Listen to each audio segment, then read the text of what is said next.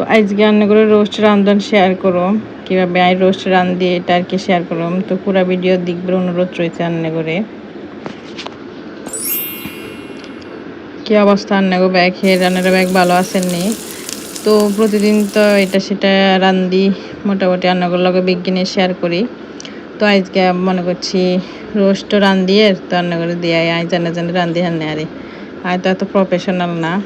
তো নিজের মতো করে যেভাবে রাঁধতে হারি হান্নে দেয়াই আরে। তো বেশি কিছু না, রোস্ট রান্ধন একবারে সোজা। যারা যারা হারান না তারা আর মতো রাঁধবেন। আই দেখে হারি না আপনারাও ইচ্ছা জীবনে হারান না এগুলো আর মতো চাই চাই রাঁধবেন।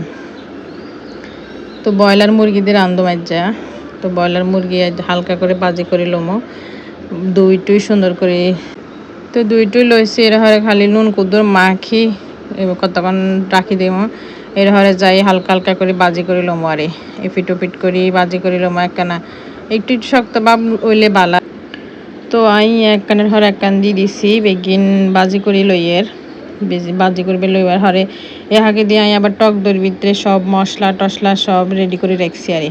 তো ইহা হিন্দি এগিন রেস্টে থাক এগিন নাই বেরেস্তা এগিন বাজি বেরেস্তা করি লমো। তো এই পেঁয়াজ কতখানি দিয়ে দিছি তেলেতে বেরেস্তা বাজম ওই হালকা লাল ওই বেলায় চিনি কুদু দিয়ে দিছি যেন খবর এখানে মচমিচ্ছা থায় আরে। বেরেস্তাতে চিনি দিলে আবার বেরেস্তা এখানে মচমিচ্ছা হয়, কুড়ুর মুড়ুর করে খাইতে। তো যাই হোক বেরেস্তা বাজার শেষ, আয়ন চাকনা একখান দিয়ে চাকি লই এলামও। তো কে কে কোন জেলার তো না ভিডিও চান হ্যাঁ তারা অবশ্যই কমেন্টসে করে যাবেন।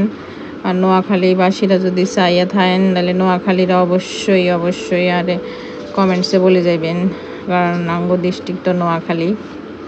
তো এই তো আর বেরেস্তা কিন লইয়া লাইছি অন ভেজ বাড়া দিদির ভেজ বাড়া কিন আগে দিয়ে কাটি করি ঠিক করি ব্লাইন্ড করি লইছি আরে।